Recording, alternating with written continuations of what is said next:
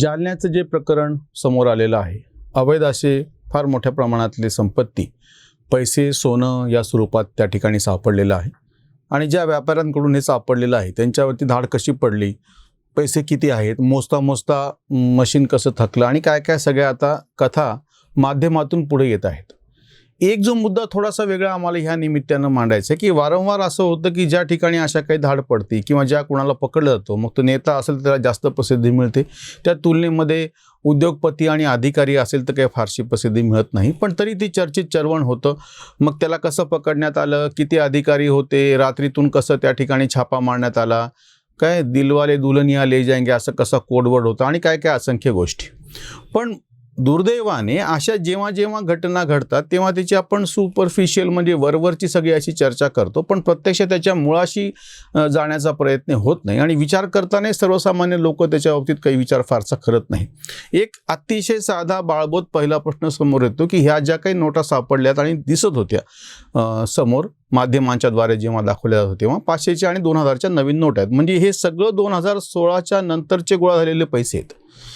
एक लक्षात घ्या की ही इतकी आपल्याला दिसते ते हिमनगाचं एक टोक असतं फक्त, की ही इतकी साधी घटना नसते की एक काहीतरी ते जे 2-3 उद्योगपतींचे नावं त्याच्यामध्ये आले स्टील इंडस्ट्रीशी संबंधित जालन्याच्या, ते आणि त्याच्या म्हणजे त्यांनीच फक्त हा भ्रष्टाचार केला असा मुद्दा नसतो. आमचा या निमित्तानं जो मुद्दा उपस्थित करायचा हेतू आहे, जो गंभीर मुद्दा आहे की आपल्याकडे व्यवस्था आपण अशी तयार केली गेलेली आहे की ज्याच्यामधून ती व्यवस्था म्हणजे भ्रष्टाचाराची गंगोत्री आहे आणि त्याच्यामध्ये सगळे समाविष्ट आहेत त्याच्यामध्ये. म्हणजे त्याच्यामध्ये सरकारी अधिकारी आले, त्याच्यामध्ये नेते आले, स्थानिक पातळीवरचे आले, केंद्र पातळीवरचे, राज्य पातळी, अशी सगळी मिळून ती व्यवस्था आहे. इतकंच नाही, माझा तर आरोप आहे की जेव्हा जेव्हा अशा कोणा उद्योगपतींना, नेत्यांना, अधिकाऱ्यांना तुम्ही पकडतात, त्यांच्या जवळचे नातेवाईक, त्यांची संपत्ती याचा एक थोडाफार तर अंदाज आजूबाजूच्या लोकांना आलेला असतो.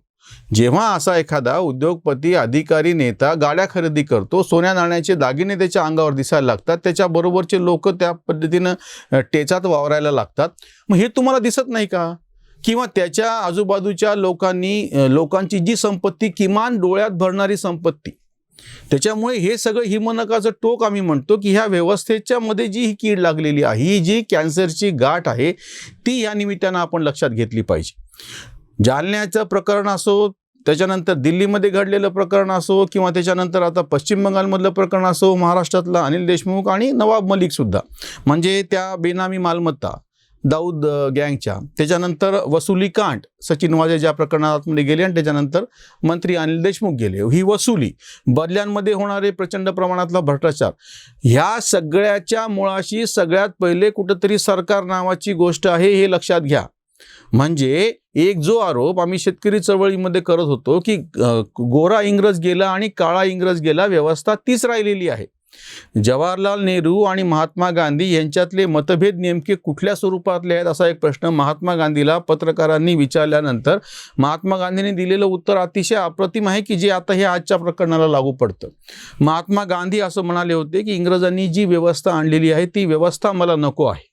म्हणजे ती सगळी सरकारीकरणाची व्यवस्था होती, ते सगळं कारकून तयार करणारं शिक्षण देणारी व्यवस्था होती, किंवा तुमचा इतिहास पुसून टाकून वेगळ्या पद्धतीचा इतिहास, असंख्य गोष्टी. म्हणून महात्मा गांधींनी त्याला सोपं शब्दरूप असं दिलं होतं की इंग्रजांनी जी व्यवस्था आणलेली होती ती मला नको आहे. इंग्रज इथं राहायला तरी चालेल, म्हणजे व्यक्ती म्हणून. आणि जवाहर मात्र, म्हणजे महात्मा गांधी पत्रकाराला सांगताना असं म्हणतात, जवाहर मात्र ही व्यवस्था राहावी, फक्त इंग्रज गेला पाहिजे ह्या मताचा आहे. हे आमच्यातले मतभेद आहे. गोरा इंग्रज गेला आणि काळा इंग्रज आला, बाबूशाही, केंद्रातून काहीतरी नियोजन चालणार, दिल्लीतून काहीतरी नियोजन चालणार, विभागीय ठिकाणाहून काहीतरी नियोजन चालणार, जिल्ह्यातून चालणार, आणि ते सगळं सर्वसामान्य जनतेपर्यंत जाऊन त्यांच्या गळ्याशी ती व्यवस्था सगळी कशी पोहोचलेली असती. ह्याच्या नेमकं उलट महात्मा गांधी म्हणत होते त्याप्रमाणे आपल्याकडे गावगड्याची व्यवस्था होती. बरेच प्रश्न, बऱ्याच समस्या गाव पातळीवरती मिटायच्या, किंवा बऱ्याच गरजा पण गाव पातळीवरती भागायच्या, आणि बाकीच्या गोष्टीसाठी आपण इतरांवरती अवलंबून होतो. आता सरकारी पातळीवरती असं होऊन बसलं की साधं लायसन, म्हणजे आता हे जे व्यापारी अडकलेले आहेत भ्रष्टाचारामध्ये, त्या जालन्याचे स्टील व्यापारी, ह्यांच्यासाठी सुद्धा म्हणजे ही स्टील इंडस्ट्री उभी करायची, त्याचे जे सगळे लायसन, कोटा, परमिट राजे, परमिशन्स आहेत, इन्स्पेक्टर राजे, ते अधिकारी, मला एक सांगा की हे सगळं स्टील तयार होत असताना भंगारकडून मोठ्या प्रमाणामध्ये ते जे लोखंड, लवा लोखंड ज्याला आपण म्हणतो, खरेदी केलं जातं आणि मग त्याच्यामधून काही प्रमाणामध्ये स्टीलचे रॉड वगैरे बाकीच्या गोष्टींची निर्मिती होते. हे नेमकं भ्रष्टाचाराचं मूळ आहे की किती खरेदी केली, कारण त्याचं मोजमाप काही नाही आहे.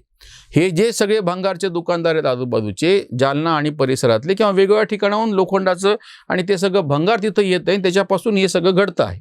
रिसायकलिंग ज्याला आपण म्हणतो, त्याचं नेमकं मोजमाप काही होत नाही. त्याच्यामध्ये भ्रष्टाचाराची पहिली पायरी त्या ठिकाणी आहे. म्हणजे आपल्याकडे मुळात भंगार गोळा करणे आणि त्या सगळ्याची नीट व्यवस्था नाही. त्याच्यामुळे ते प्रत्यक्ष मेहनत करणारे बदनाम झाले आणि त्यांच्यापासून खरेदी करून अशा पद्धतीनं काळा त्याच्यातून व्यापार करणारे ते बदनाम झाले. मग हे तयार झालेलं जे लोखंड आहे, मुळात खरेदीच कमी दाखवलेली, प्रत्यक्षामध्ये जास्त लोखंडावरती प्रक्रिया केल्या गेलेली. तयार केलेल्यामध्ये पण जितकं कमी तुम्ही दाखवलेलं आहे तितक्याच लोखंड तयार झालं म्हणून दाखवलेलं, प्रत्यक्षामध्ये जास्त तयार झालेलं आहे. आता ह्याच्यासाठी लागणारा जो वीज वापर आहे तो तर तेवढाच आहे. मग एक साधं गणित आहे की तुम्ही दाखवताना इतक्या लोखंडाची खरेदी दाखवली होती, त्यावर प्रक्रिया दाखवली होती आणि विजेचा व्यापार जो केलेला आहे तो जास्त केलेला आहे, त्याप्रमाणे इतकं लोखंडाचं आउटपुट मिळायला पाहिजे होतं. अशा पद्धतीनं त्याच्यामध्ये भ्रष्टाचार कसा होतो हे शोधण्याची पण खरं तर एक चांगली यंत्रणा आहे. पण हे सगळं करताना सगळे डोळे झाक करतात. आज ते व्यापारी पकडलेले असले तरी त्या ठिकाणचे वीज मंडळाचे अधिकारी काय करत होते, या सगळ्या स्टील कंपन्यांचे जे काही विजेचा पुरवठा आहे, या विजेचा पुरवठा किती झालेला आहे आणि त्या प्रमाणामध्ये त्यांचं उत्पादन किती हे पण तुम्हाला शोधायला पाहिजे ना. म्हणजे ह्या सगळ्यामध्ये ते फक्त एकटे व्यापारी गुंतलेले आहेत असं नाही, किंवा ते चॅटर्जी आणि आता नंतर पण अनुभूत मंडल म्हणून त्यांचे एक TMCचे नेते सापडलेले आहेत. यांच्याकडचा भ्रष्टाचार ह्या करोडोच्या नोटा, 58 करोडच्या तर नोटा सापडल्या जालन्यामध्ये. ह्याच्यामध्ये त्याच्या लिंकमधले त्या सगळे लोक, हे जे दुष्टचक्र एक सगळे मिळून, या सगळी साखळी म्हणता येईल त्याला, दुष्ट म्हणण्याच्या पेक्षा ही एक साखळी आहे. ह्याच्यामुळे तो, त्याच्यामुळे तो आपल्याकडे असंख्य ठिकाणी सरकारने अशा पद्धतीच्या भ्रष्टाचाराला एक प्रकारे प्रोत्साहन दिलेलं आहे. शासकीय लालफितीचा कारभार असा आहे की काहीतरी नियम केलेला असतो आणि तो नियम डावलून कसं करायचं ह्याचा मार्ग तो सरकारी अधिकारीच सांगतो आणि बरोबर ते डावलून ते केलं गेलं की त्याच्यातला एक हिस्सा त्या अधिकाऱ्याला भेटणार, तो अधिकारी त्याच्यातला हिस्सा वरच्या अधिकाऱ्याला देणार, वरच्या अधिकारी सचिवाला देणार, सचिवाच्या पातूपासून मंत्र्यापर्यंत जाणार. हे सगळं एक ठरलेलं आणि हे जवळपास बहुतांश लोकांना, म्हणजे काय म्हणता येईल त्याला, रफ स्वरूपामध्ये माहीत असतं सगळ्यांना. फक्त हे नेमके आकडे आणि ते बाकीच्या गोष्टी हे आणि अधिकृतरित्या कोणी सांगत नाही, कारण की मग तो कोणीतरी तुमच्यावरती आरोप करेल बदनामी केली म्हणून आणि आपल्याला ते सिद्ध करता येणार नाही. मग अशा वेळी जेव्हा केव्हा असं काहीतरी एकदम स्फोट होतो आणि ते सगळं भ्रष्टाचार बाहेर येतो आणि मग सगळे उलटं म्हणतात की अरे, म्हणजे सगळे असं म्हणतात की अरे हे असं काही घडलं आम्हाला माहितीच नव्हतं. वास्तविक पाहता कुठल्याही गावामध्ये एखाद्या उद्योगपतीचा प्रचंड मोठा बंगला आहे, त्याच्या गाड्या घोड्या आहेत, मी मागं आत्ता उल्लेख केला असं सोनं नाणं, किंवा अतिशय बिभत्स पद्धतीने काही आपल्याकडचे नेते सुद्धा की अंगावरती किलोचे दागिने घालून फिरतात. कोणीतरी तर त्यांना विचारायला पाहिजे की तुमची उत्पन्नाची साधनं काय आहेत. किंवा आपल्याकडे साधा जिल्हा परिषदचा एखादा माणूस म्हणजे मेंबर निवडून येतो किंवा नगरपालिकेला निवडून येतो आणि बघता त्याच्या संपत्तीमध्ये वाढ येते, किंवा एखादा अधिकारी अशा काही पोझिशनला पोहोचतो आणि मग त्याची गावाकडचं घर बदलतं, त्याच्या बहिणीचं घर एकदम हे झालेलं असतं, त्याच्या भावाच्या नावानं कुठेतरी जमीन खरेदी झालेली असते. ह्या गोष्टी येतात कुठून?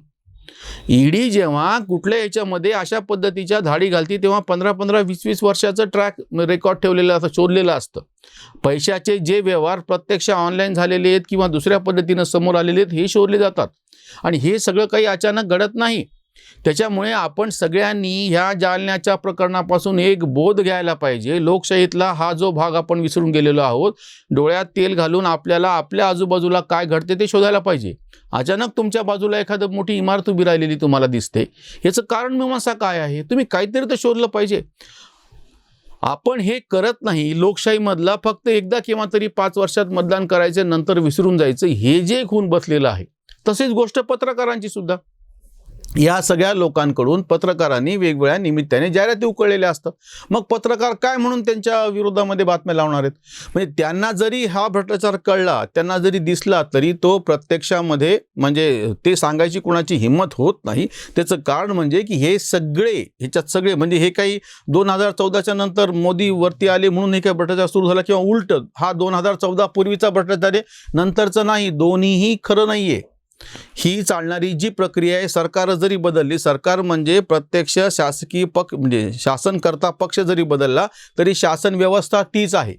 तोच सचिव आहे, तोच अंडर सचिव आहे, तोच विभागीय अधिकारी असतो आणि वर्षानुवर्ष ही सगळी जी व्यवस्था चालू आहे ही व्यवस्था म्हणजेच भ्रष्टाचाराची जननी आहे, हे एकदा लक्षात घ्या. ते कळलं म्हणजे आपल्याला नेमका प्रहार कुठं करायचा, नेमकी टीका कुठं करायची हे लक्षात येऊ शकेल. त्याच्यावरची ही उसंतवाणी. पैशांचा डोंगर जालना जालना, सोन्याचा पाळणा म्हण खरी. मोजता मोजता थकले मशीन, मोजताना शीण आला म्हणे. अवैध संपत्ती गोळा झाला पैसा, हिशोबात कैसा घ्यावा आता. भ्रष्टाचार गंगा सारे इथे नंगे, राक्षसाची अंगे एकाचही. लायसन कोटा परमिट राज, भ्रष्टाचार माझ त्यातून ये. भ्रष्टाचाराचीही सरकार गंगोत्री, अधिकारी मंत्री सहभागी. कांत दिसले हे हिमनग टोक, कांत दिसले हे हिमनग टोक, आभाळाला भोक पडलेले, आभाळाला भोक पडलेले. शासन प्रत्येक ठिकाणी पाहिजे अशी जेव्हा मागणी केली जाते तेव्हा अपरिहार्यपणे आपण भ्रष्टाचाराला जन्म देत असतो. म्हणून सगळ्यात पहिली गोष्ट शासन किमान असलं पाहिजे. दुसरी गोष्ट कर प्रणाली, लायसन कोटा परमिट ह्या सगळ्या कर प्रणाली सुटसुटीत असली पाहिजे आणि लायसन कोटा परमिट राज्य नेहरू व्यवस्थेचं व्यवच्छेदात्मक लक्षण राहिलेलं आहे ते बंद झालं पाहिजे. आजही बहुतांश बऱ्याच उद्योगांच्यासाठी हे सगळे किचकट इन्स्पेक्टर राज जो आहे तो उद्योगांच्या मुळावरती येत आहे. त्याच्यामुळे प्रामाणिकपणे ज्यांना उद्योग करायचा आहे ते पण अडचणीत येतात ह्या सगळ्या गोष्टीमुळे. म्हणजे तुम्ही एका अर्थाने व्यवस्था अशी उभी करता की त्याच्यातून भ्रष्टाचाराला जन्मच होतो. ते पण बंद झालं पाहिजे. आणि तिसरी जी महत्त्वाची गोष्ट माझी तुम्हा सर्वसामान्य प्रेक्षकांकडून ही अपेक्षा आहे की तुम्ही तुमच्या आजूबाजूच्या कुठल्याही घटनांच्या संदर्भामध्ये किमान जागरूकता ठेवली पाहिजे. त्याच्यापासून आपल्याला सुटका नाही. आपण असं म्हणू शकत नाही की मला काय देणं घेणं आहे. ही आपल्या सगळ्यांची जबाबदारी आहे. त्याच्यामुळे हे पाप आपल्या सगळ्यांचं आहे. इथेच थांबूयात. धन्यवाद.